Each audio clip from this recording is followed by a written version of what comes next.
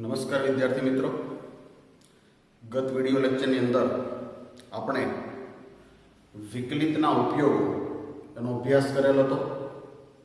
એ ચેપ્ટરમાં વૃદ્ધિ દર, વધતું ઘટતું વિધેય, સ્પર્શક અને અભિલંબ, આસન મૂલ્ય અને ત્રુટિ તથા સ્થાનિક મહત્તમ ન્યૂનતમ અને વૈશ્વિક મહત્તમ ન્યૂનતમનો અભ્યાસ કરેલો હતો. એમાં બહુ સહેલા જે સ્થાનિક અને વૈશ્વિક મૂલ્યો માટેના જે કૂટ પ્રશ્નો હતા તેનો પણ આપણે અભ્યાસ કરી લીધો.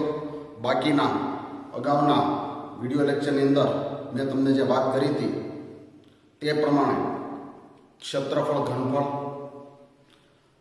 શંકુ, નળાકાર એને લગતા એટલે કે ભૌમિતિક આકૃતિને લગતા જે કાંઈ આપણા કૂટ પ્રશ્નો છે તેનો અભ્યાસ આપણે જ્યારે તમે રૂબરૂ ભણવા આવો ત્યારે કરવાનો છે. એટલે કે એ ચેપ્ટરની પ્રેક્ટિસ માટેના દાખલા હું તમને હોમવર્કમાં આપવાનું ચાલુ રાખીશ. અત્યારે આપણે નવું ચેપ્ટર ચાલુ કરવા જઈ રહ્યા છીએ. આપણું ચેપ્ટર છે સંકલન. સૌથી અગત્યનો ટોપિક ખાસ કરીને 12 સાયન્સની અંદર કહી શકાય કે સંકલન એ 12 સાયન્સના ગણિતનો સૌથી અગત્યનો ટોપિક છે. સંકલનની અંદર ખાસ કરીને બે પ્રકાર આવે છે. એક છે અનિયત સંકલન અને બીજું છે નિયત સંકલન. સંકલનને ઇંગ્લિશમાં કહેવાય ઇન્ટિગ્રેશન. ટુ ઇન્ટિગ્રેટ એટલે ભેગું કરવું. વિકલન એટલે છૂટું પાડવું. એટલે સંકલન અને વિકલન પરસ્પર વ્યસ્ત ક્રિયાઓ છે. ટુ ઇન્ટિગ્રેટ એટલે ભેગું કરવું. સંકલનના બે પ્રકાર છે. પહેલો પ્રકાર છે અનિયત સંકલન. અનિયત સંકલનને અંગ્રેજીમાં ઇન્ફાઇનાઇટ ઇન્ટિગ્રેશન કહેવાય અને નિયત સંકલનને અંગ્રેજીમાં ડિફાઇનાઇટ ઇન્ટિગ્રેશન કહેવાય. તો વિદ્યાર્થી મિત્રો, આ સંકલનનો અભ્યાસ આપણે કરવા જઈ રહ્યા છીએ. આપણા ચેપ્ટરનું નામ છે સંકલન.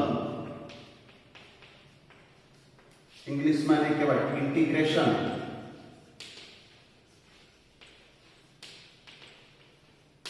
ઇંગ્લિશમાં એને શું કહેશું? ઇન્ટિગ્રેશન. આ સંકલનના બે પ્રકાર છે. પહેલો પ્રકાર છે અનિયત સંકલન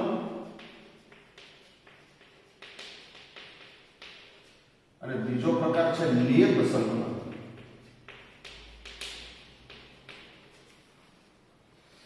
વિદ્યાર્થી મિત્રો, ખાસ કરીને 25 થી 27 કે 30 માર્ક્સ જેટલું 12 સાયન્સની અંદર માત્ર ને માત્ર સંકલન પૂછાય છે. Approximately 30 marks, near about 30 marks, 30 marks જેટલું સામાન્ય રીતે સંકલન પૂછાતું છે. કારણ કે સંકલન ચેપ્ટરની પછીનું ચેપ્ટર આવશે એ સંકલનના ઉપયોગો. જેવી રીતે આપણે વિકલન ચેપ્ટર પછી વિકલિતના ઉપયોગો જોયું, એવી રીતે સંકલન પૂરું થાય પછી એના સંકલનના ઉપયોગો આવશે. પછી આવશે ડિફરન્શિયલ ઇક્વેશન એટલે કે વિકલ સમીકરણ આવશે. બરાબર છે? એમાં પણ સંકલન અને વિકલન બે મિક્સ ભણવાનું આવશે. સૌથી પહેલો ટોપિક એટલે કે અત્યારે આપણે ચેપ્ટર ચાલુ કરવા જઈ રહ્યા છીએ છે સંકલન. સંકલનના બે પ્રકાર છે, એક અનિયત સંકલન અને એક નિયત સંકલન. હવે સંકલન એટલે ટુ ઇન્ટિગ્રેટ, ભેગું કરવું. વિકલન એટલે છૂટું પાડવું. તો સંકલનની વ્યાખ્યા શું હોઈ શકે? સંકલનની વ્યાખ્યા શું હોઈ શકે? હું સંકલનની વ્યાખ્યા આપું છું.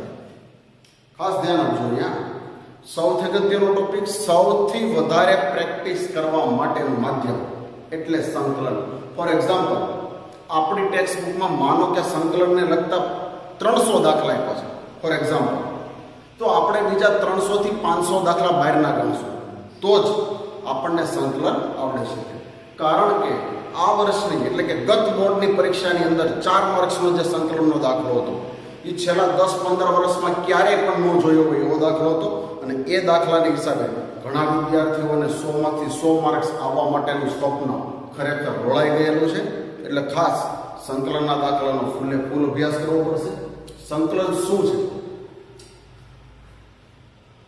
આપેલ વિધેય fx એ क्या विधेयનો વિકલિત છે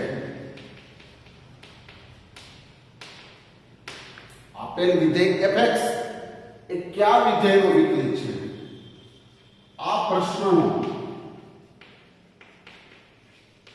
ઉત્તર શોધવાની ક્રિયાને સંકલન કહે છે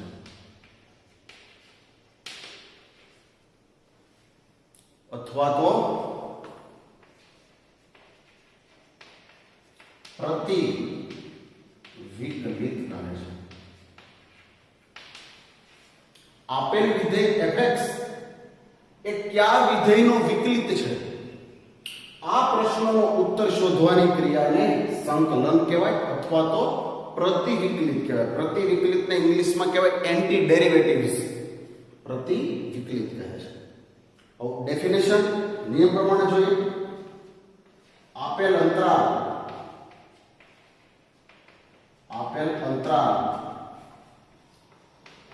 I માટે વ્યાખ્યાયિત વિકલનીય વિધેય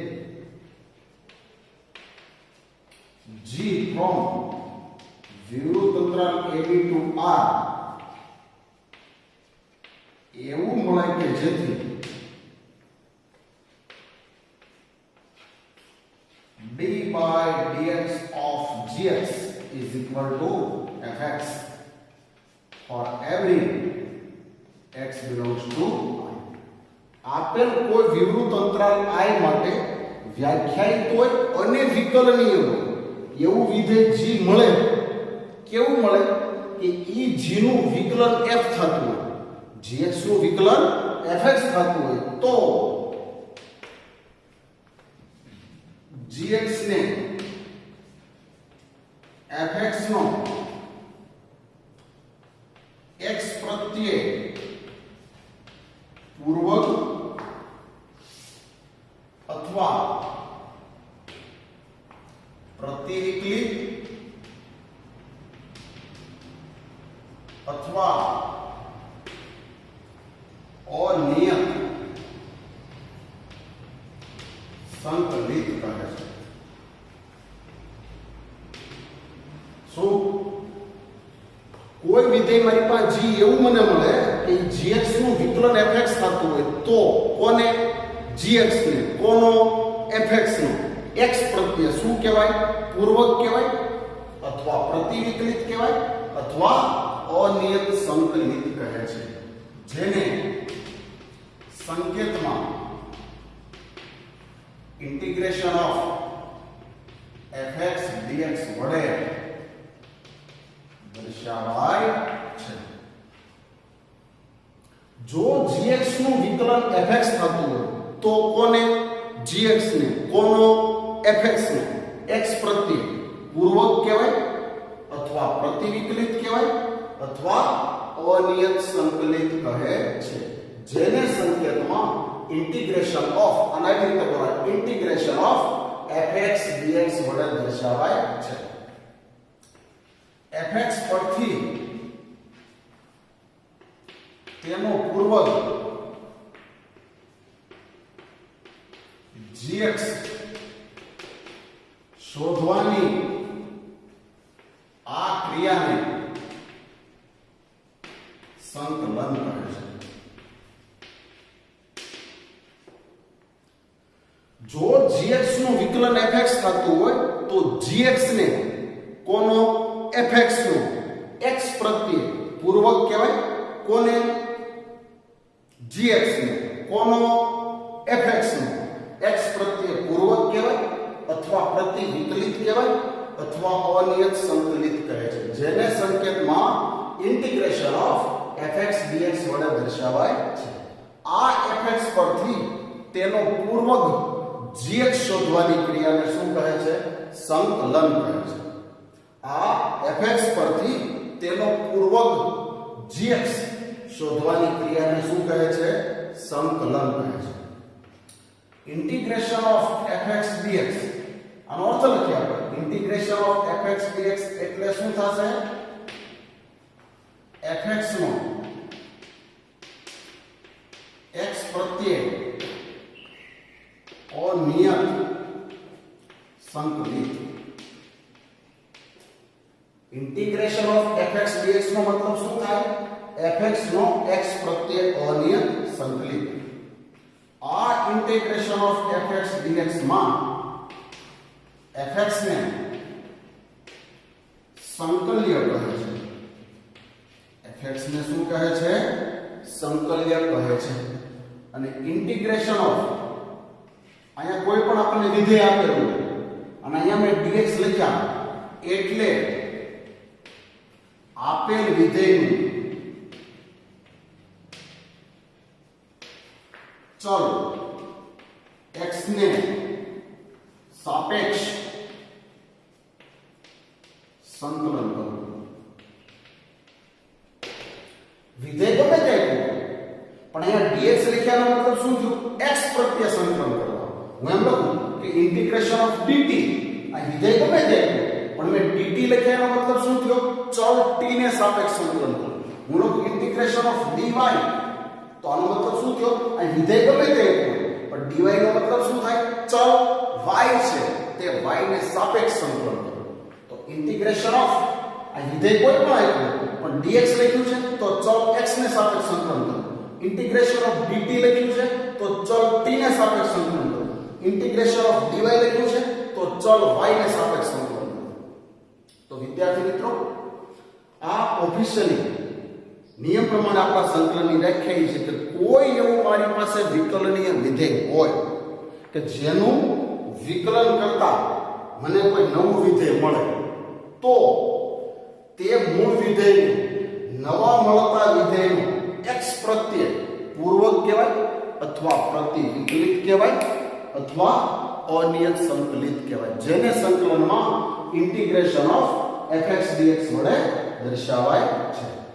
fx પરથી તેનો પૂર્વક gx શોધવાની આ ક્રિયાને શું કહેવામાં આવે છે? સંકલન કહેવામાં આવે છે. ઇન્ટિગ્રેશન ઓફ fx dx નો મતલબ શું થાય?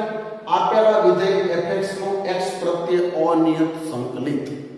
ઇન્ટિગ્રેશન ઓફ fx dx માં fx ને શું કહે છે? સંકલ્ય કહે છે. ઇન્ટિગ્રેશન ઓફ આ વિધેય કોઈ પણ પણ આ dx લખ્યા છે એનો મતલબ શું થાય? ચલ x છે. ઇન્ટિગ્રેશન ઓફ dt લખ્યું છે એનો મતલબ ચલ t ને સાપેક્ષ સંકલન કરવું. ઇન્ટિગ્રેશન ઓફ વિધેય ગમે લખ્યું પણ અહીંયા લખ્યું છે માનો કે dy, એનો મતલબ શું થયો? ચલ y ની સાપેક્ષ સંકલન કરવું. તો વિદ્યાર્થી મિત્રો, ખરેખર શું છે? સંકલન આપેલું વિધેય fx એ કયા વિધેયનો વિકલિત છે? એ કયા વિધેયનો વિકલિત છે? આ પ્રશ્નનો ઉત્તર શોધવાની ક્રિયાને શું કહે છે? સંકલન કહે છે. જેવી રીતે આપણે ત્રિકોણમિતિ પ્રતિવિધેય જોયું હતું, ત્રિકોણમિતિય પ્રતિવિધેય જોયું હતું, એ જ રીતે અહીંયા વિકલન અને સંકલન પરસ્પર વ્યસ્ત ક્રિયાઓ છે.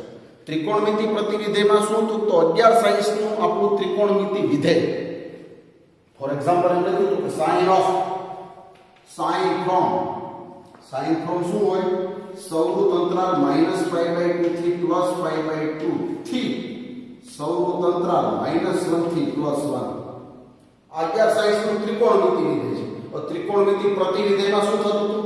પ્રદેશ હોય વિસ્તાર બની જાય અને વિસ્તાર છે તે પ્રદેશ બની જાય, ઉલટા સુલટું થઈ જાય. તો સેમ આપેલું વિધેય એ કયા વિધેયનું વિકલિત છે?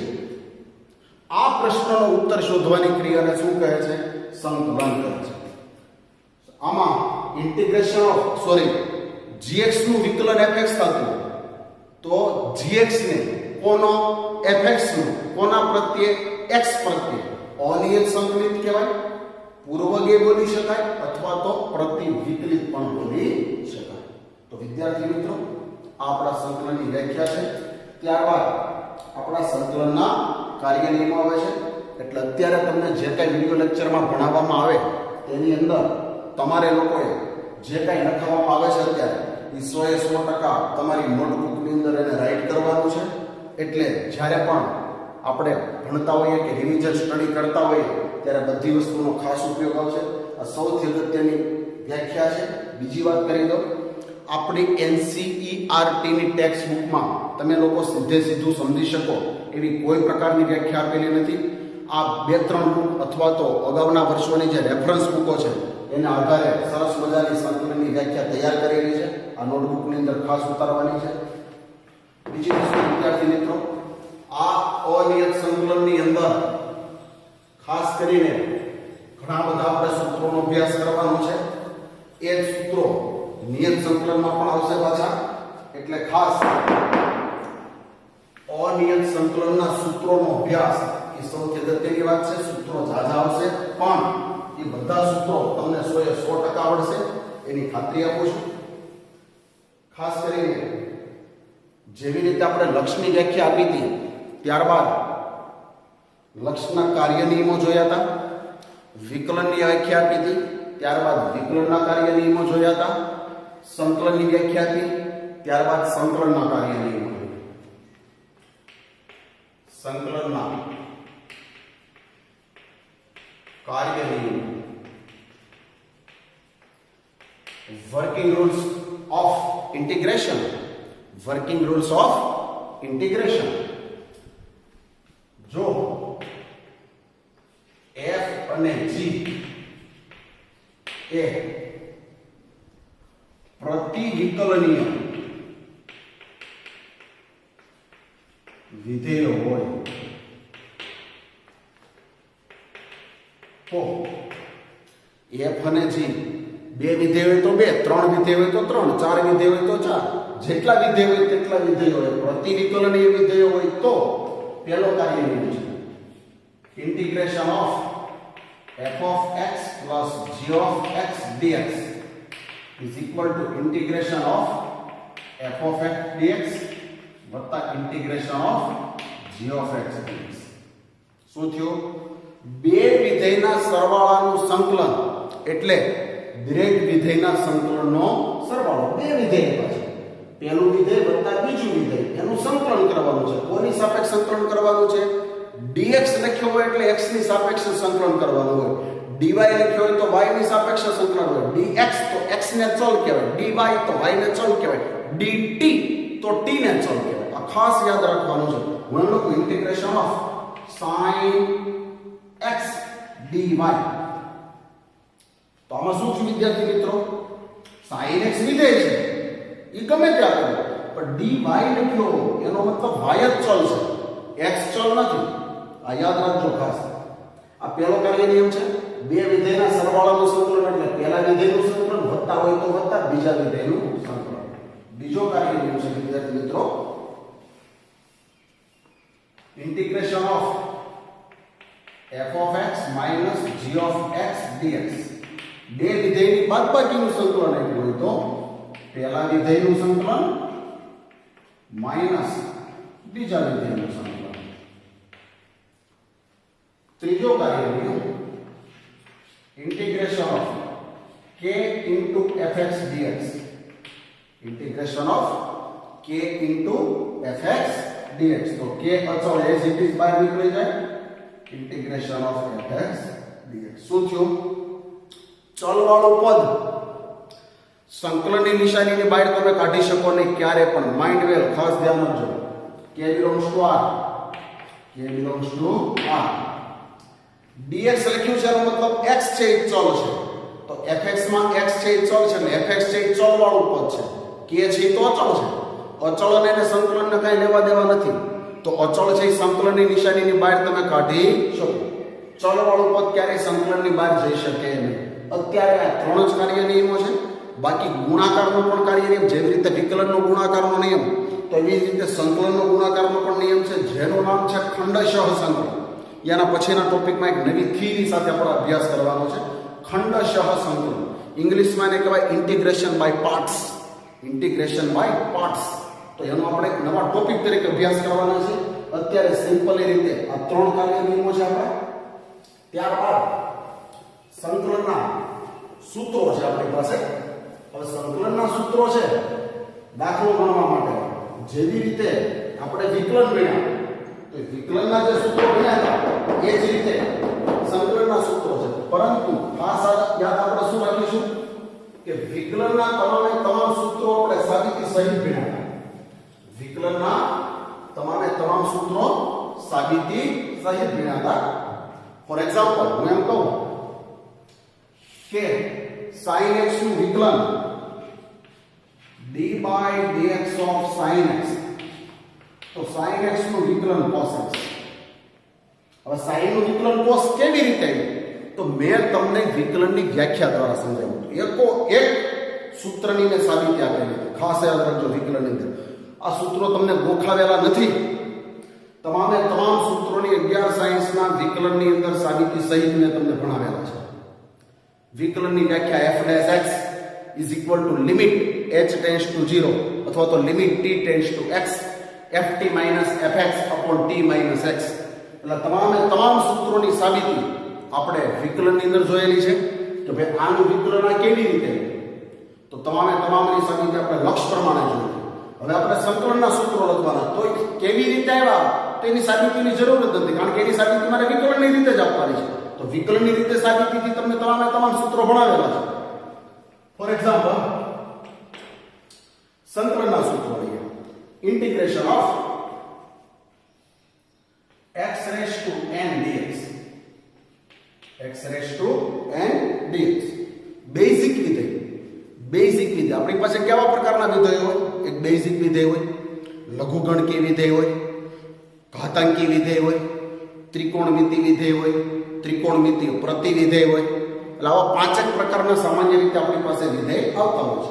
એ તમામની સાબિતી આપણે વિકલનના ચેપ્ટરની અંદર સાબિતી સહિત વિકલનના સૂત્રો મેં શીખવાડેલા છે. અત્યારે સંકલનના સૂત્રો જોઈએ આપણે. આ બેઝિક વિધેય છે. બેઝિક વિધેયનું સંકલન x ની n ઘાતનું સંકલન, જે ઘાત હોય એમાં એક ઘાત ઉમેરો, e ની ઘાત પાછી છેદમાં વત્તા c. c ને કહેવાય સ્વૈર અચળાંક. c શું છે? જ્યાં. c ને શું કહેવામાં આવે છે?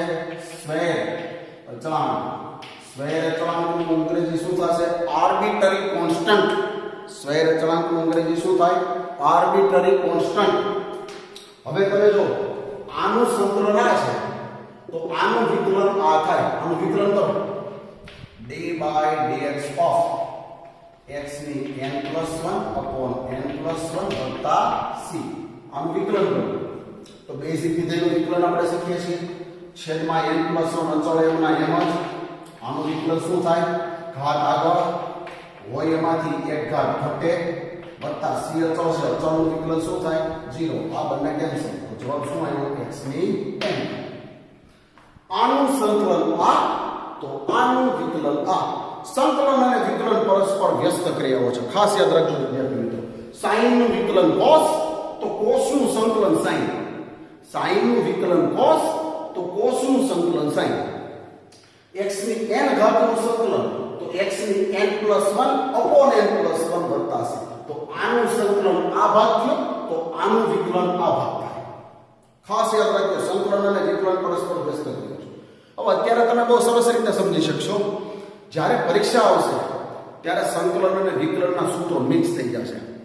sin નું વિકલન cos, cos નું સંકલન sin, તો પરીક્ષામાં ક્યારેક ઊંધું થઈ જાય. sin નું સંકલન તમે cos લખી નાખો, બની શકે. એટલે ખાસ યાદ રાખવાનું છે કે સંકલન અને વિકલનના સૂત્રો મિક્સ થાય નહીં. વાત આવી c કે ભાઈ c શું છે? સ્વૈર અચળાંક શું છે? જેને સંકલનનો અચળાંક બોલવામાં આવે છે અને સ્વૈર અચળાંક બોલવામાં આવે. આપણે ગણિતની પ્યોર મેથેમેટિક્સની ભાષામાં એને સ્વૈર અચળાંક કહેવામાં આવે. તો શું છે? તો હું તમને એક વાત કહું. ફોર એક્ઝામ્પલ, ક્લાસરૂમમાંથી હું કોઈ 2 વિદ્યાર્થીઓને ગ્રાઉન્ડમાં મૂકું અને એમ કહું કે આ ગ્રાઉન્ડના અમુક ભાગમાંથી, મારી વાર્તા સાંભળજો, સી એટલે શું છે, એ શું કહેવા માંગે છે.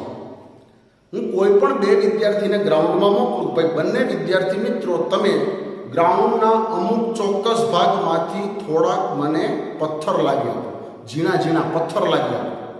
હવે 2 વિદ્યાર્થીને મેં ગ્રાઉન્ડમાં પથ્થર લેવા મોકલ્યા ફોર એક્ઝામ્પલ, તો એક ગ્રાઉન્ડના અમુક ભાગમાંથી, અમુક ભાગ એટલે કેટલો ભાગ છે એ નક્કી નથી. કોઈ વિદ્યાર્થી છે એ થોડોક એવો ભાગ પસંદ કરે, કોઈ વિદ્યાર્થી થોડોક મોટો ભાગ પસંદ કરે. હવે બંને વિદ્યાર્થીઓ પથ્થર લઈને આવશે તો બંનેના જવાબ અલગ અલગ હશે. કોઈ વિદ્યાર્થીએ ગ્રાઉન્ડનો અમુક ભાગમાંથી 5 પથ્થર ઉપાડી લાવ્યા નાના નાના, બીજો કોઈ વિદ્યાર્થી થોડો મોટો ભાગ પસંદ કર્યો એમાંથી 7 પથ્થર લઈ લાવો નાના નાના. બંનેને મેં પથ્થર લેવા જવાનું જ કીધું હતું નાના નાના, અને બંને વિદ્યાર્થીઓ પોતાની રીતે નક્કી એરિયા એને પોતાની જાતે નક્કી કર્યો કે મારે અમુક એટલો ભાગમાંથી જ પથ્થર લેવા છે. બીજા વિદ્યાર્થીએ પોતાની રીતે જ એરિયા નક્કી કર્યો છે. તો બંનેના જવાબ અલગ અલગ આવે. બંનેના જવાબ અલગ અલગ આવે. બંનેને પથ્થર લેવા જ મોકલ્યા હતા, પણ બંનેએ પોતાની રીતે ભાગ પ્રદેશ અલગ અલગ સિલેક્ટ કર્યો છે. એટલે બંનેના જવાબ નોખા નોખા. પાછા એ જ બંને પથ્થર જે લઈને આવ્યા છે એ લોકો પથ્થર એને પાછા હું ગ્રાઉન્ડમાં નાખી આવું તો ગ્રાઉન્ડમાં હતા ને એટલા જ પથ્થર થઈ ગયા. તો શું થયું? મેં એમને પથ્થર ભેગા કરવાનું કીધું હતું કે ગ્રાઉન્ડના અમુક ભાગમાંથી પથ્થર ભેગા કરીને લાવો. બંને વિદ્યાર્થીને એમ જ કીધું, પણ બંને વિદ્યાર્થીએ પ્રદેશ સીમિત નહોતો, પ્રદેશ અસીમિત હતો. એટલે એને જે પસંદ કરેલો પ્રદેશ છે એ અસીમિત હોવાથી બંનેના જવાબ અલગ અલગ આવ્યા. બંને પથ્થર ભેગા કરવા જ ગયા હતા. મેં માનો કે મારી ધારણા પ્રમાણે નક્કી કર્યું કે 5 પથ્થર લાવશે, તો કોઈ વિદ્યાર્થી 6 લઈને આવ્યું, કોઈ વિદ્યાર્થી 4 પથ્થર લઈને આવ્યું. તો એ ભેગું કરવાની અંદર કાંઈક ફેરફાર આવ્યો. એ કાંઈક ફેરફાર આવ્યો એટલે કે એ ભેગા કરવામાં કાં વધારે ભેગા થઈ ગયા અને કાં ઓછા ભેગા થઈ ગયા. સંકલન શું છે? સંકલન શું છે? આપેલા અસીમિત અનિયત સંકલન છે. અનિયત એટલે સીમા વગરનું સંકલન. અનિયત સંકલન એટલે સીમા વગરનું સંકલન. આ સીમા વગરના સંકલનની અંદર પ્રદેશ મર્યાદિત નથી. શું આપ્યું હતું વ્યાખ્યામાં? વિવૃત અંતરાલ AB to R. વિવૃત અંતરાલ AB to R એટલે વિવૃત અંતરાલ AB છે. વિવૃત અંતરાલ AB એટલે સીમિત પ્રદેશ કહી શકાય નહીં, અસીમિત પ્રદેશ. બોર્ડર ક્યાં છે આપણને ખબર નથી. તો એ વધારો કે ઘટાડો, કા વધારે ભેગા થઈ ગયા પથ્થર ને કા ઓછા ભેગા થયા. કરવાના તો પથ્થર ભેગા છે. સંકલન એટલે ભેગું કરવું, ટુ ઇન્ટિગ્રેટ એટલે ભેગું કરવું. પણ આ ભેગું કરવામાં સીમિત પ્રદેશ હતો નહીં. આ અસીમિત પ્રદેશને લીધે કાં વધારે ભેગું થઈ ગયું અને કાં ઓછું ભેગું થઈ ગયું. આ વધારો કે ઘટાડો બેલેન્સ કરવા માટે સ્વેર અચળાંક C ઉમેરવામાં આવે છે. પાછું ઈ પથ્થર હું ગ્રાઉન્ડમાં નાખી દઉં પાછા, તો ગ્રાઉન્ડમાં હતા એટલે ને એટલા પથ્થર થાય. એનો મતલબ શું થયો? આ ભાગનું પાછું વિકલન કરું તો મને મૂળ રકમ જ મળે. આનું સંકલન આ, પણ એ સ્વેર અચળાંક છે ભેગું કરવાની અંદર વધારે કે ઓછું ભેગું થયું એને બેલેન્સ કરવા માટે સ્વેર અચળાંક C ઉમેરવામાં આવે છે. પાછું આ જ ભાગનું વિકલન કરું તો C તો અચળ છે, એ 0 થઈ જશે. એટલે જવાબ મને જે જોઈએ છે તે જ મળી જાય. એ પથ્થરને પાછા હું ગ્રાઉન્ડમાં નાખી દઉં તો હતા એટલે જ પથ્થર પાછા થઈ ગયા. એટલે સ્વેર અચળાંક C. બીજી વાત કરું તમને, હું એમ કહું ભાઈ આ ક્લાસરૂમ છે તો ક્લાસરૂમની અંદર બોર્ડર ફિક્સ છે, સીમિત પ્રદેશ છે. આ ક્લાસરૂમમાંથી હું એમ કહું કે આ ક્લાસરૂમમાં કાગળના કોઈ ટુકડા પડેલા હોય તો ભેગા કરો. આ ક્લાસરૂમમાંથી કાગળના ટુકડા ભેગા કરો. ફોર એક્ઝામ્પલ, તો કોઈ એક વિદ્યાર્થીને કહું ભાઈ આ ક્લાસરૂમમાંથી કાગળના ટુકડા ભેગા કરો. માનો કે ક્લાસરૂમની અંદર 3 ટુકડા પડ્યા છે તો એને ભેગા કર્યા. એ જ રીતે હું કોઈ બીજા વિદ્યાર્થીને કહું કે ભાઈ તમે આ ક્લાસરૂમમાંથી કાગળના ટુકડા ભેગા કરો તો એને પણ 3 જ ટુકડા મળશે. કારણ ક્લાસરૂમ છે સીમિત પ્રદેશ છે, ચોક્કસ પ્રકારની એની સીમાઓ છે. એટલે એ થયું નિયત સંકલન. એ શું થયું? નિયત સંકલન થયું. એટલે એમાં વધારો કે ઘટાડો શક્ય નથી. એટલે ખાસ કરીને એમાં સ્વેર અચળાંકને કોઈ અવકાશ નથી. અનિયત સંકલનની અંદર સ્વેર અચળાંક C ઉમેરવામાં આવે છે.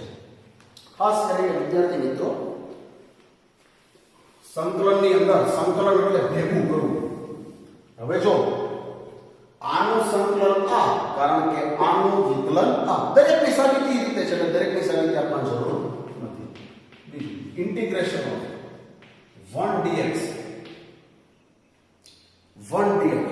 તો આપણે પાછું વિચારવાનું કે 1 છે એ કોનું વિકલન છે?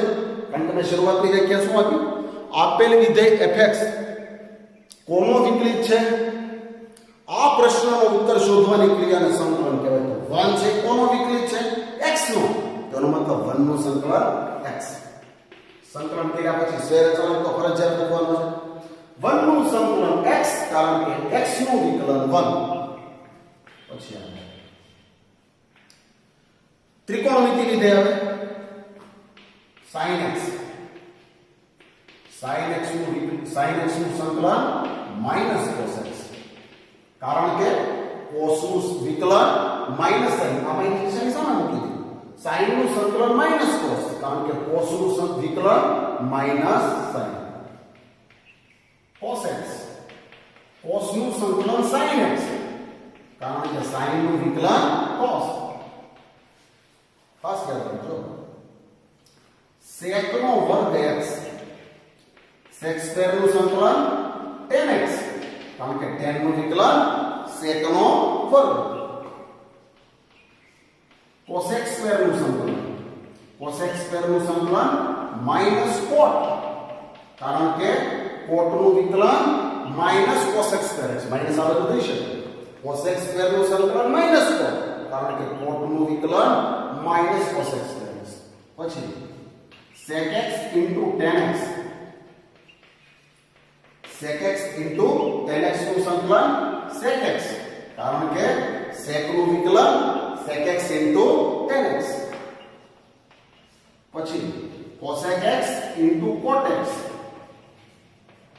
તો cosec ગુણ્યા cot નું સંકલન શું થાય? માઈનસ cosec x, કારણ કે cosec x નું વિકલન આ માઈનસ ને સામે જવા દો, તો cosec x નું વિકલન minus cosec x into cot x. આનું સંકલન આ, કારણ કે આનું વિકલન આ. આનું વિકલન આ છે એ બધાની સામેથી મેં તમને 11 સાયન્સના વિકલનમાં આપી દીધી છે. એટલે સંકલન અને વિકલન પરસ્પર વ્યસ્ત ક્રિયાઓ છે. આગળ સૂત્રો લખીએ છીએ. આ સૂત્રોની અંદર સામેના ભાગમાં તમે જોશો તો 6 ત્રિકોણમિતિ વિધેય આવી ગયા. sin, cos, tan, sec, cosec અને cot. 6 ત્રિકોણમિતિ વિધેયના વિકલન આપણે ક્રમમાં લખતા કે ભાઈ sin નું વિકલન આ, cos નું વિકલન આ, tan નું વિકલન આ, cosec નું વિકલન આ, cotec નું વિકલન આ, sec નું વિકલન આ, જે કાંઈ પાડે તો 6 ના વિકલન આપણે લખતા હતા. તો 6 વિધેય કોનો જવાબ છે એ પણ આપણે સંકલનની મદદથી જોયું. પછી આવે છે integration of a raised to x, ઘાતાંકી વિધેયનું સંકલન. તો ઘાતાંકી વિધેયનું સંકલન a raised to x upon log a વત્તા c. હવે તમે વિકલન જો a raised to x નું વિકલન શું થતું હતું? a raised to x into log a. ઘાતાંકી વિધેયનું વિકલન શું થતું હતું? a raised to x into log a. હવે a raised to x નું સંકલન શું થાય? આ log a ને સામે જવા દો છેદમાં, તો a raised to x નું સંકલન શું થાય? a raised to x upon log a. વિકલનમાં into log a આવતું હતું, સંકલનમાં છેદમાં log a. બહુ સરસ રીતે સમજી શકાય છે. બહુ સરસ રીતે સમજી શકાય. ડાયરેક્ટ લખો તો તમને ડાયરેક્ટ બતાવો. a raised to બંને બાજુ સંકલન લેતા, આનું સંકલન લો એટલે વિકલન દૂર થઈ જાય, કારણ કે સંકલન અને વિકલન પરસ્પર વ્યસ્ત ક્રિયાઓ છે. એટલે આનું સંકલન લો એટલે વિકલન દૂર, એટલે a raised to x. અને આનું સંકલન લો એટલે integration of a raised to x into log a dx. ખ્યાલ આવે છે? તો શું થયું? a raised to x નું સંકલન, a raised to x નું સંકલન શું આવશે? a raised to x નું સંકલન a raised to x upon log a. બહુ સહેલાઈથી સમજી શકાયું છે. ખબર ના પડે તો આનું વિકલન કરો, a raised to x upon log a. આનું સંકલન આ, કારણ કે આનું વિકલન આ. જો આનું વિકલન કરો તો છેદના log a અચળ એમના એમ છે. a raised to x નું સંકલન ઘાતાંકી વિધેયનું સંકલન a raised to x into log a. log a cancel, તો શું વધ્યું? a raised to x. આનું સંકલન આ, કારણ કે આનું વિકલન આ. આ થઈ ગયું ઘાતાંકી વિધેયનું સંકલન. તો આપણે વારંવાર ઉપયોગ આવશે પાછો. e raised to x, e raised to x નું સંકલન શું થાય? e raised to x upon log e. log e તો 1 છે, તો શું આવશે? e raised to x. તો વિદ્યાર્થી મિત્રો આપણે કાયમી યાદ રાખશું, e raised to x નું વિકલન શું થાય? e raised to x. અને e⁻x નું સંકલન પણ શું થાય e⁻x. ત્યારબાદ integration of 1/x dx, જ્યાં x is not equal to 0, 1/x નું સંકલન શું થશે log mod x, કારણ કે log x નું વિકલન શું થાય 1/x, એટલે 1/x નું સંકલન શું થાય log mod x. પછી આવે 0 નું સંકલન, 0 નું અનિયત સંકલન શું થશે અચળ કોન્સ્ટન્ટ, કારણ કે અચળનું વિકલન 0, તો 0 નું સંકલન અચળ. તો વિદ્યાર્થી મિત્રો બેઝિક વિધેયનું સંકલન જે ઘાત હોય એમાં એક ઘાત ઉમેરો એની ઘાત છેદમાં 1 નું સંકલન x, કારણ કે x નું વિકલન 1, sin નું સંકલન -cos, કારણ કે cos નું વિકલન -sin, cos નું સંકલન sin, કારણ કે sin નું વિકલન cos, સેકના વર્ગનું સંકલન tan x, કારણ કે tan x નું વિકલન sec square x, cos x square નું સંકલન -cot, કારણ કે -cot નું વિકલન cos x, sec into tan નું સંકલન sec, કારણ કે sec નું વિકલન sec into tan, આનું સંકલન આ, કારણ કે આનું વિકલન આ. ઘાતાંકી વિધેયનું સંકલન હોય તેનું તે જ છેદમાં લોગે, વિકલનમાં ઇન્ટુ લોગે આવતું હતું, સંકલનમાં છેદમાં લોગે, એટલે જ એના ઉપરથી e⁻x નું વિકલન પણ e⁻x થાય અને e⁻x નું સંકલન પણ e⁻x થાય. 1/x નું સંકલન log mod x, કારણ કે log x નું વિકલન 1/x. 0 નું સંકલન અચળ, કારણ કે અચળનું વિકલન 0. તો વિદ્યાર્થી મિત્રો આ પ્રકારના સૂત્રો હતા. બીજું, આ ટેક્સ્ટ બુકની અંદર થોડુંક એને ગણતરી પૂર્વક કરતા વહેલું બીજા પણ સૂત્રો આપી દીધેલા છે. એક સૂત્ર આવું પણ છે ઇન્ટિગ્રેશન ઓફ. હવે તમે જો વિદ્યાર્થી મિત્રો આ દરેક સંકલનની અંદર કોઈ પણ ખૂણો હશે એમાં ખૂણાનો સહગુણક કોણ છે, માનો કે sin x, તો x નો સહગુણક કોણ છે cos x, sec square x, cosec square x, બધી જગ્યાએ ખૂણો x જ છે, બધી જગ્યાએ x જ છે, ક્યાંય પણ x નો સહગુણક 1 સિવાય આપેલો નથી, એટલે સંકલન આપણને તૈયાર રાખે. માનો કે આપણે લખતા કે d/dx of sin 2x, તો આપણે શું કરતા પહેલા sin નું વિકલન cos, જે ખૂણો હોય તેનો તે જ, અને ખૂણાનું વિકલન પાછું શું લખતા હતા 2x નું 2, આવી રીતે લખતા હતા. હવે અહીંયા સંકલનના સૂત્રોમાં બધી ઘણી જગ્યાએ ખૂણો x જ આપ્યો છે, એટલે સૂત્રો તૈયાર બની ગયું. માનો કે આમ આપ્યું sin 2x, ખૂણો x ને બદલે એનો સહગુણક કંઈક વધારાનો છે, 1 કરતા બીજો છે, 2 નામનો સહગુણક છે, તો શું કરવું પડે? હવે અહીંયા sin નું વિકલન cos, જે ખૂણો હોય તેનો તે જ ને, x નો સહગુણક ગુણાકાર, આપણે એવું પણ બોલતો, અથવા ખૂણાનું વિકલન ગુણાકારમાં કરવાનું, તો એમ બોલાય x નો સહગુણક ગુણાકાર. અહીંયા માનો કેમ કહું કે sin નું સંકલન તો cos, એટલે કે -cos, sin નું સંકલન -cos, જે ખૂણો હોય તેનો તે જ, જે ખૂણો હોય તેનો તે જ, અને x નો સહગુણક કોઈ છેદમાં, વિકલનમાં x નો સહગુણક ક્યાં લખતા હતા ગુણાકારમાં, વિકલન હોય તેમાં x નો સહગુણક ક્યાં લખતા હતા ગુણાકારમાં, સંકલનની અંદર x નો સહગુણક ક્યાં લખવાનો છે છેદમાં. તો એના માટેનું વ્યાપક સૂત્ર બનાવવું પડે, એના માટેનું વ્યાપક સૂત્ર, કારણ કે સૂત્રને વહેલું આપી દીધેલું છે integration of f of ax plus b dx. કોઈ અજ્ઞાત વિધેય f આપ્યું છે, આ f ના સહગુણક ખૂણા તરીકે ax + b, એટલે કે ચલનો સહગુણક ગમે તે આપ્યો હોય, a નામનો આપ્યો હોય, b નામનો આપ્યો હોય, 5 આપ્યો હોય, 25 આપ્યો હોય, ગમે 1/2 આપ્યો હોય, વત્તા b એટલે તો કોઈ અચળ અલગ પ્રકારનો અચળાંક છે, એની હારે કોઈ લેવા દેવા નથી. f of ax plus b, તો આનું સંકલન શું થાય એનું સૂત્ર લખો છો. માનો કે સ્મોલ f નું સંકલન કેપિટલ f, માનો કે સ્મોલ f નું સંકલન કેપિટલ f, sin નું સંકલન -cos, એવી રીતે સ્મોલ f નું સંકલન કેપિટલ વિધેય સ્મોલ f, એનું સંકલન વિધેય કેપિટલ f, જે ખૂણો હોય તેનો તે જ, જે ખૂણો હોય તેનો તે જ. ત્યારબાદ x નો સહગુણક કોઈ છેદમાં લખવાનો, x નો સહગુણક ક્યાં લખવાનો છેદમાં. માનો કે હું તમને આપ્યું કે ઇન્ટિગ્રેશન ઓફ cos 2x + 3, આનું સંકલન કરવાનું છે cos of 2x + 3 તો cos નું સંકલન sin વિધેયનું સંકલન જે વિધેય થતું હોય તે માનો કે સ્મોલ f નું સંકલન કેપિટલ f થયું એમાં અહીંયા cos નું સંકલન sin થયું જે ખૂણો હોય તેનો તે જ ax + b પ્રકાર ax + b પ્રકાર સંકલન કર્યા પછી x નો સહગુણક ક્યાં લખવાનો છેદમાં વત્તા c આ રીતે નવું સૂત્ર છે સ્મોલ f નું સંકલન માનો કે કેપિટલ f થયું જે ખૂણો હોય તેનો તે જ ત્યારબાદ x નો સહગુણક ક્યાં લખવાનો છે છેદમાં આ વસ્તુ 100% યાદ રાખવાની છે આ તમામ સૂત્રો સૌથી અગત્યના છે આ સૂત્રો ઉપર જ આપણા સંકલનની ધામધૂમ છે હજી બીજા પણ સૂત્રો લખાવું છું ખાસ યાદ રાખજો આગળ કેવી રીતે અભ્યાસ કરવો સૂત્રો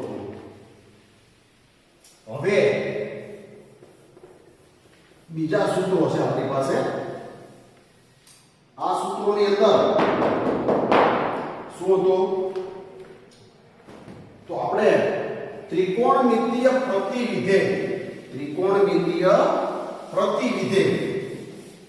આ ત્રિકોણમિતીય પ્રતિવિધેય જે છે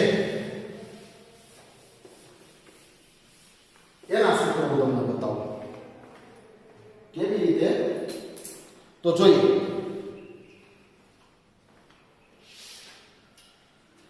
integration of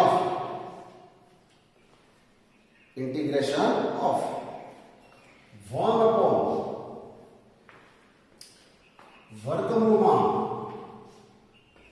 1 - x² dx 1/વર્ગમૂળમાં 1 - x² dx તો શું થાય વિદ્યાર્થી મિત્રો આ કોનું વિકલન છે પછી યાદ કરવું પડે કોનું વિકલન છે આ તો sin inverse x નું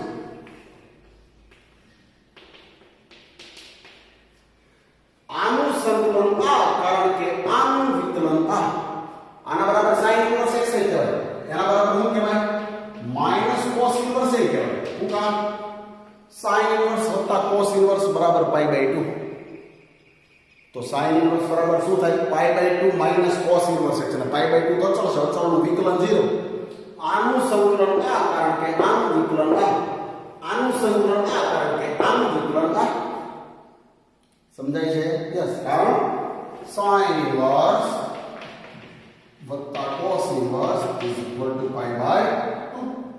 તો cos inverse આ બાજુ તો sin inverse બરાબર π/2 - cos inverse તો બે બાજુ તો વિકલન કરો તો π/2 નું વિકલન 0 થઈ જાય તો -cos inverse આનું સંકલન આ કારણ કે આનું વિકલન આ આનું સંકલન આ કારણ કે આનું વિકલન આ પછી આગળ જોઈએ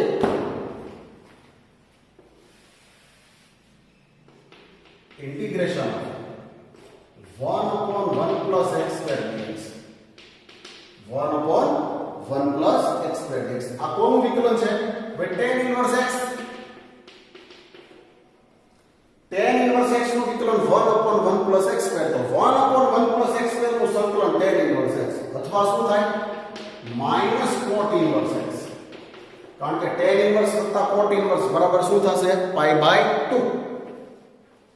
પછી 1/mod x * x² - 1 આમાં શું હોય mod x less than 1 આમાં x belongs to r અને આમાં શું હોય mod x greater than 1 condition આપણને ખબર જ છે કારણ mod x less than 1 એટલે -1 less than x less than +1 x belongs to r mod x greater than 1 કારણ કે હવે આ કોનું સંકલન છે sec inverse x જો sec inverse નું વિકલન શું થાય 1/mod x * વર્ગમૂળમાં x² - 1 અથવા -cosec inverse x અથવા -cosec inverse x કારણ sec inverse + cosec inverse બરાબર π/2 તો વિદ્યાર્થી મિત્રો આ ત્રણેય ત્રિકોણમિતિય પ્રતિવિધેયના સંકલન છે આનું સંકલન આ કારણ કે આનું વિકલન આ sin inverse બરાબર -cos inverse કેમ આવ્યું તમને ખબર છે sin inverse એક જ વસ્તુ સમજાવી દઉં છું બરાબર π/2 તો sin ઇન્વર્સ x બરાબર π/2 માઈનસ cos ઇન્વર્સ x. બે બાજુ કરો વિકલન. sin ઇન્વર્સ નું વિકલન 1 વર્ગમૂળમાં 1 માઈનસ x π/2 નું વિકલન 0 માઈનસ ના માઈનસ cos ઇન્વર્સ નું વિકલન માઈનસ 1 માઈનસ માઈનસ પ્લસ. આ બંને સરખા. એટલે sin ઇન્વર્સ નું વિકલન ના થાય તો માઈનસ cos ઇન્વર્સ નું વિકલન એ જ થાય. આનું સંકલન sin ઇન્વર્સ થાય તો એનું એના જ પાછું સંકલન માઈનસ cos ઇન્વર્સ થાય. કારણ કે sin ઇન્વર્સ cos ઇન્વર્સ બરાબર π/2. તો બધી આ ત્રણ formula sin inverse cos inverse બરાબર π/2, tan ઇન્વર્સ cot ઇન્વર્સ બરાબર π/2, sec ઇન્વર્સ cosec ઇન્વર્સ બરાબર π/2. તો વિદ્યાર્થી મિત્રો આ સંકલનના વધારાના બીજા ત્રણ સૂત્રો હતા. ત્યારબાદ આપણે દાખલામાં આગળ વધીએ છીએ. સ્વાધ્યાયની અંદર બહુ સહેલું આપ્યું છે. એકદમ સહેલું અને ફૂલે ફૂલ તમારે પ્રેક્ટિસ કરવાની છે. કે સંકલન ચાલુ થયું છે વિદ્યાર્થી મિત્રો, કોઈ પ્રકારની બાંધછોડ કરતા નહીં. સ્વાધ્યાય ખાસ ભાગ 2 ગણિત ભાગ 2 નું પહેલું ચેપ્ટર છે સંકલન. આ સંકલનની અંદર 7.1 પહેલું સ્વાધ્યાય છે. એમાં પહેલો પ્રશ્ન આપ્યો છે નીચે આપેલા વિધેયોનો પ્રતિવિકલિત એટલે અનિયત સંકલિત નિરીક્ષણની રીતે શોધો. પહેલો દાખલો છે sin 2x. આનો પ્રતિવિકલિત શોધવાનો છે પણ નિરીક્ષણની રીતે. નિરીક્ષણની રીતે એટલે શું વિદ્યાર્થી મિત્રો? આપણે નિરીક્ષણની રીતે નથી ગણવું. નિરીક્ષણની રીતે એટલે sin 2x છે કોનું વિકલન છે? sin 2x છે કોનું વિકલન છે? પહેલી જ વ્યાખ્યા મેં આપી. પણ એ કાંઈ પરીક્ષામાં કોઈ લખવાનો વિષય નથી. આપણને બહુ સહેલાઈથી ખબર પડી ગઈ કે sin 2x છે કોનું વિકલન છે. હું તો લખું 1/2 માઈનસ cos 2x. લો આનું કરો વિકલન તો શું થશે? 1/2 ના 1/2 માઈનસ ના માઈનસ cos નું વિકલન માઈનસ sin 2x અને 2x નું પાછું 2 માઈનસ માઈનસ પ્લસ ને 2 કેન્સલ, જવાબ દીધો sin 2x. તો આ નિરીક્ષણની રીત, પણ નિરીક્ષણની રીતે લખવાની જરૂર નથી.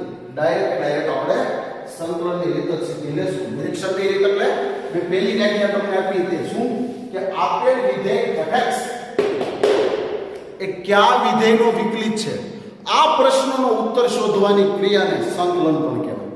અને એનું નામ આપ્યું છે ને નિરીક્ષણની રીત. તો મારે તો સંકલન નિરીક્ષણની રીતે આપણે દાખલા પણ કે આ વિધેય કોનું વિકલન છે બહુ સહેલાઈથી શોધી શકાય એવું છે. આપણે ડાયરેક્ટ સંકલનની રીત જ લઈએ છીએ. પહેલું આપ્યું છે sin 2x એટલે ખાસ સંકલનને અંગ્રેજીમાં ઇન્ટિગ્રેશન કહેવાય. અને ઇન્ટિગ્રેશનનો પહેલો લેટર I છે. એટલે સંકલનના કોઈ પણ દાખલાને આપણે I નામ આપશું. કેવી રીતે? તો નિશ્ચાયકની અંદર નિશ્ચાયક હોય એનું નામ આપણે D આપતા હતા. શા માટે? કે નિશ્ચાયકને અંગ્રેજીમાં ડિટર્મિનન્ટ કહેવાય અને ડિટર્મિનન્ટનો પહેલો લેટર D હતો. એટલે સંકલનને એટલે નિશ્ચાયકને આપણે D કહેતા. તો એવી રીતે સંકલનને અંગ્રેજીમાં ઇન્ટિગ્રેશન કહેવાય અને ઇન્ટિગ્રેશનનો પહેલો લેટર I છે. તો સંકલનના દરેક દાખલાનું નામ શું આપણે આપશું? I. પહેલો દાખલો છે I is equal to કોનું સંકલન કરવું છે મારે? sin 2x. વિદ્યાર્થી મિત્રો ફરીવાર કહું છું નિરીક્ષણની રીતે આપણે કરતા નથી કારણ કે બહુ સહેલું છે. ડાયરેક્ટ લખો sin 2x નું સંકલન x પ્રત્યે સંકલિત મેળવવાનું છે. બહુ સહેલું છે, સીધું જ લખું છું. સૌથી પહેલા વિધેયનું સંકલન થાય. x નો સહગુણક છે છેદમાં જાય. મેં તમને અગાઉ સૂત્રમાં f વાળું સૂત્ર લખાવ્યું હતું. sin નું સંકલન માઈનસ cos જે ખૂણો હોય તેનો તે જ અને x નો સહગુણક છેદમાં વત્તા c. બીજો દાખલો લખીએ છીએ વિદ્યાર્થી મિત્રો, ખાસ યાદ રાખશો. I is equal to integration of cos 3x dx. સંકલનની નિશાની સાથે યાદ રાખજો વિદ્યાર્થી મિત્રો, ગણતરી વખતે તમે પરીક્ષામાં ભૂલ થાય છે. સંકલનની નિશાની સાથે વિકલનની નિશાની જોડાયેલી હોવી જોઈએ. સંકલનની નિશાની એટલે આ છે ને વિકલનની નિશાની એટલે D. આ ખાસ એની સાથે જોડાયેલી હોવી જોઈએ. બહુ સહેલું છે. cos નું સંકલન sin જે ખૂણો હોય તેનો તે જ x નો સહગુણક છેદમાં વત્તા c. આનું સંકલન આ, કારણ કે આનું વિકલન આનું વિકલન કરો એટલે જવાબ આગળ આવશે. પછીનો સવાલ I is equal to integration of t raised to 2x dx. તો ઘાતાંકી વિધેયનું સંકલન e raised to x નું સંકલન શું થાય? e raised to x એટલે કે જે હોય તે જ, અને x નો સહગુણક ક્યાં લખવાનો? છેદમાં વત્તા c. e raised to x નું સંકલન e raised to x પૂરું, પણ અહીંયા e raised to 2x આપ્યું છે, તો e raised to 2x નું સંકલન e raised to 2x અને x નો સહગુણક ક્યાં લખવાનો છે, જેવી રીતે અહીંયા લખીએ છીએ. પછીનો સવાલ I is equal to integration of ax વત્તા b નો સ્ક્વેર. હવે વિદ્યાર્થી મિત્રો, આ દાખલો બે રીતે ગણી શકાય. એક, પૂર્ણ વર્ગ પદાવલીનું તમે વિસ્તરણ કરીને પણ ગણી શકો, અને ડાયરેક્ટ ઘાતનો નિયમ. કયો ઘાતનો નિયમ? તો ઇન્ટિગ્રેશન ઓફ x ની n ઘાત. પહેલું સૂત્ર લખાય તો x ની n ઘાતનું સૂત્ર શું છે? સંકલન જે ઘાત હોય એમાં એક ઘાત ઉમેરો, e ની ઘાત છેદમાં વત્તા c. આ રીતે પણ ગણવું હોય તો ગણી શકાય, વિસ્તરણની રીતે પણ ગણવું હોય તો ગણી શકાય. તો આનો ડાયરેક્ટ જવાબ લખો તો શું લખાય?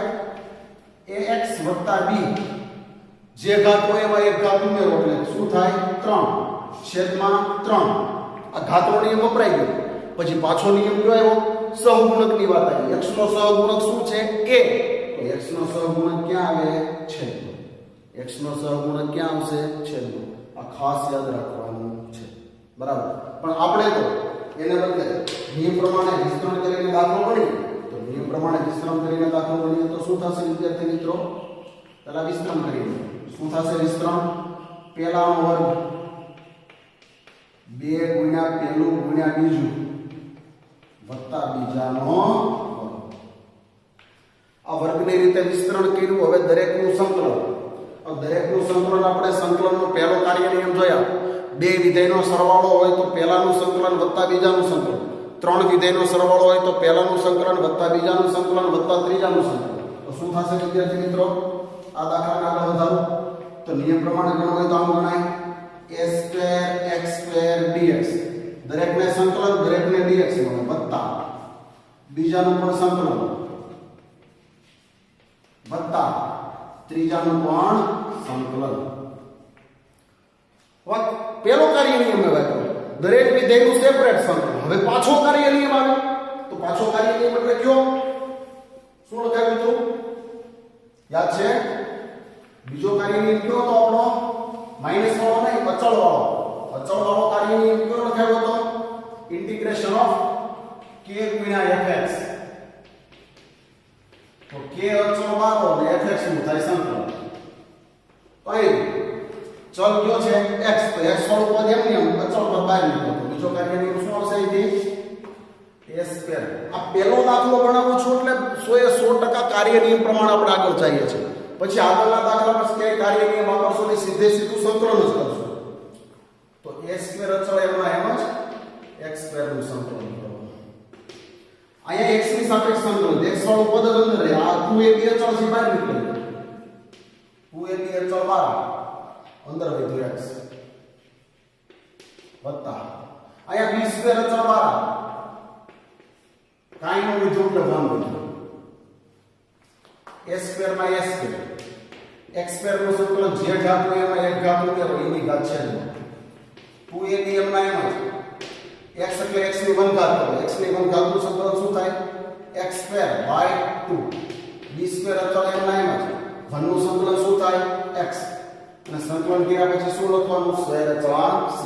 તો આ રીતે વિદ્યાર્થી મિત્રો પૂર્ણ વર્ગનું વિસ્તરણ કરીને સંકલનના કાર્ય નિયમો વાપરીને આપણે દાખલો ગણ્યો. ત્યારબાદ પાંચમો દાખલો I is equal to integration of sin 2x minus 4 times e raised to 3x. તો શું છે વિદ્યાર્થી મિત્રો? બે વિધેયની બાદબાકી એટલે બીજો કાર્ય નિયમ આવ્યો. પહેલાનું સંકલન માઈનસ બીજાનું સંકલન. હવે આપણને ખ્યાલ છે sin નું સંકલન શું થશે?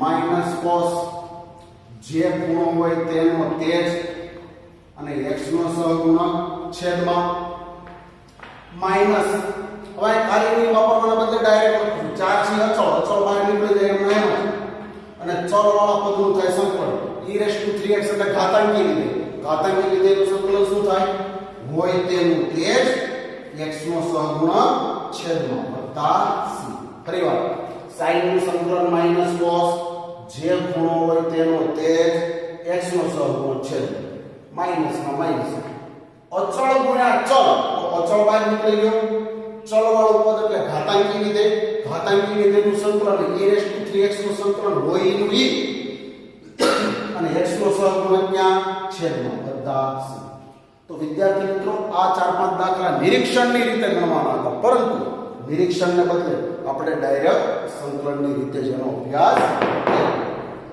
હજી એમાં આપણે દાખલા 2-4 જોઈએ પાછા સ્વાધ્યાયના દાખલા અને આ બધા દાખલાનો તમારે 100% જાતે અભ્યાસ કરવાનો છે પછી જેટલા દાખલા હોય બધા પ્રેક્ટિસમાં ગણવાના ફૂલે ફૂલ પ્રેક્ટિસ કરવાની છે પછીનો દાખલો જોઈએ આપણે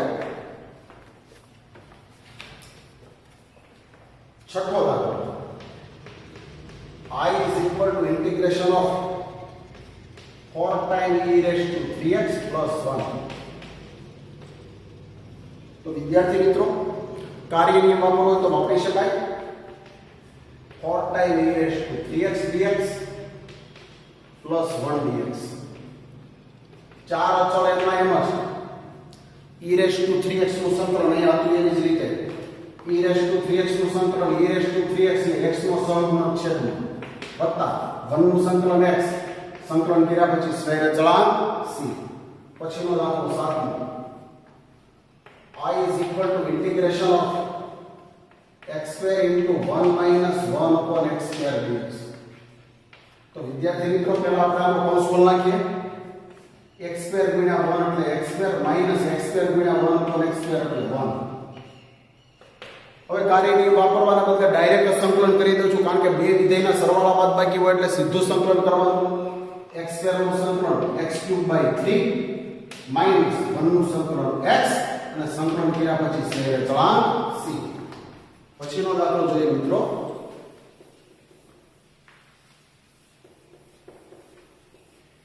એટલે આ પ્રકારના સંકલનના બહુ સહેલા દાખલા છે ત્યાર પછીનો સમજૂતા જોઈએ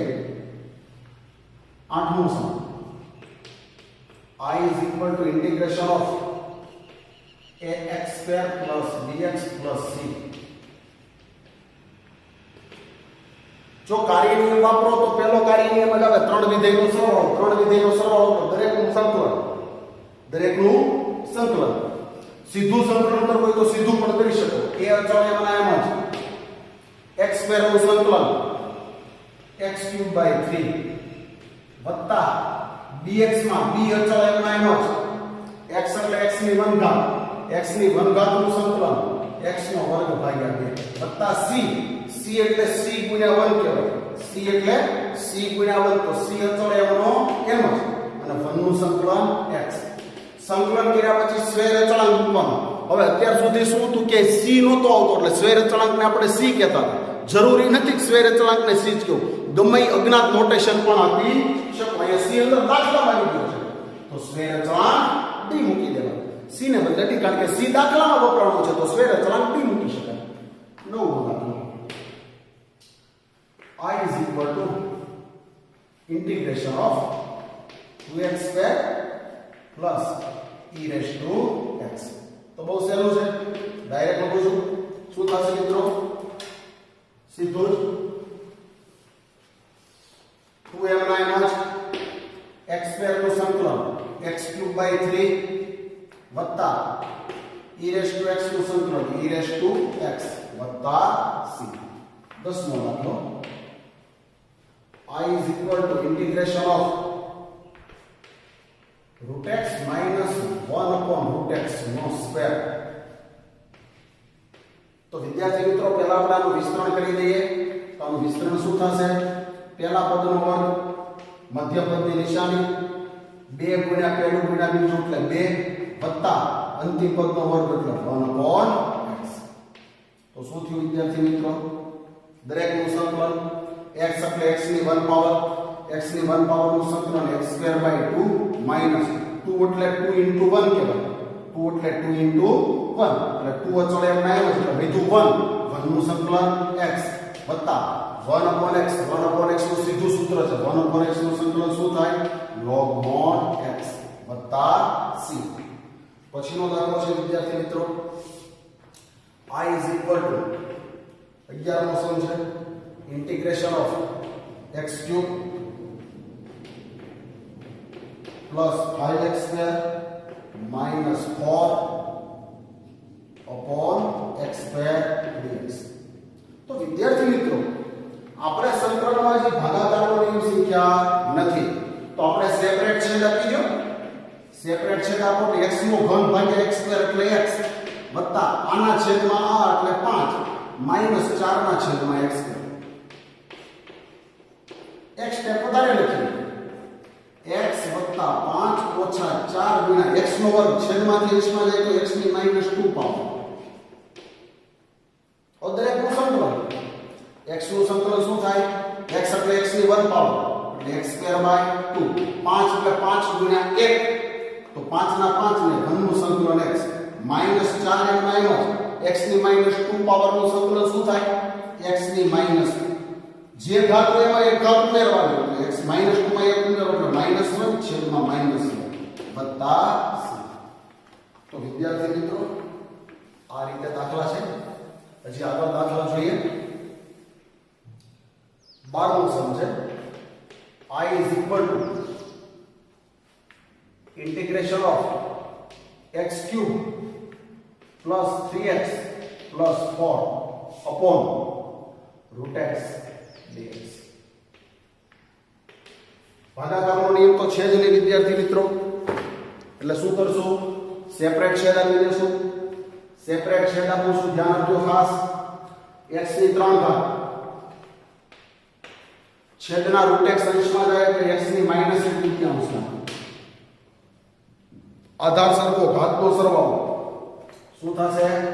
3 - 1/3 એટલે 3 નું 6, 6 માંથી 1 જાય તો 5/3 વત્તા 3 ગુણ્યા x એટલે x ની 1 પાવર છે અને છેદની ઘાત અંશમાં જાય એટલે x ની -2 સેપરેટ છે એટલે શું હશે? 1 માંથી 1/3 જાય તો 1/3 વત્તા 4 છેદના રૂટ x અંશમાં જાય તો -1/3. દરેકનું સંકલન ઘાતના નિયમ પ્રમાણે x ની n ઘાતનું સૂત્ર આવશે. જે ઘાત હોય એમાં એક ઘાત ઉમેરો, એની ઘાત છે આમાં એક ઘાત ઉમેરો તો 7/3 ભાગ્યા 7/3. આમાં એક ઘાત ઉમેરો તો 3/3 ભાગ્યા 3/3. આમાં એક ઘાત ઉમેરો તો 1/3 ભાગ્યા 1/3 અને સંકલન કર્યા પછી સ્વૈર ચલાંક c. તો વિદ્યાર્થી મિત્રો આ રીતે સંકલનના દાખલા ગણવાના છે. ખૂબ સહેલા દાખલા છે. નેક્સ્ટ વિડિયો લેક્ચરની અંદર આપણે સ્વાધ્યાયને આગળ વધારવાના છીએ. ફરીવાર કહું છું, સંકલન આપેલું વિધેય એ કયા વિધેયનું વિકલિત છે આ પ્રશ્નનો ઉત્તર શોધવાની ક્રિયાને સંકલન કહેવાય. એની ઓફિશિયલ ડેફિનેશન પણ મેં આપી દીધી છે, g from a b to r વાળી. ઇન્ટિગ્રેશન ઓફ fx dx નો મતલબ થાય આપેલા વિધેયનું x ની પ્રત્યે સંકલન કરવું. fx ને સંકલ્ય કહે છે. ત્યારબાદ સંકલનના 3 કાર્ય નિયમો જોયા.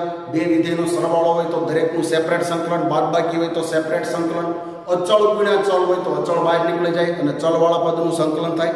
ત્યારબાદ વિકલનના સૂત્રોની મેં સાબિતી આપી હતી, એના આધારે સંકલનના સૂત્રો મેં તમને લખાવેલા છે. તમામ સૂત્રો ફરજિયાત પાકા કરવાના છે. દાખલા ખૂબ સહેલા છે. ઉપરાંત આ સંકલનનું ચેપ્ટર ઘણું બધું લાંબુ ચાલવાનું છે. 100% અભ્યાસ કરશો. હું જેટલા દાખલા હોમવર્કમાં આપું એ 100% એ દાખલાનો અભ્યાસ કરવાનો છે. એની બુક બનાવવાની છે. કારણ કે મિનિમમ મેં તમને કીધું 28 થી 30 માર્ક્સ એ આપણું પ્યોર 12 સાયન્સની બોર્ડની પરીક્ષામાં સંકલનનું કામ છે. સંકલનની જે શરૂઆત કરી છે. વિકલન 100% આવડશે, એના સૂત્રો આવડશે એટલે સંકલન તમને તરત જ આવડી જશે. કારણ કે સંકલન અને વિકલન પરસ્પર વ્યસ્ત ક્રિયાઓ છે. સંકલનના 2 ભાગ છે, અનિયત સંકલન અને નિયત સંકલન. શરૂઆતનો ભાગ આપણો અનિયત સંકલન છે, નિયત સંકલન આપણે પછી જોવાનું છે. તો સૌ વિદ્યાર્થીઓને વિનંતી, તમને અહીંથી જે કંઈ વિડીયો લેક્ચર દ્વારા સમજણ આપવામાં આવે અને સાથે હોમવર્ક આપવામાં આવે એનો 100% અભ્યાસ કરવાનો છે. ખૂબ ખૂબ આભાર. ધન્યવાદ.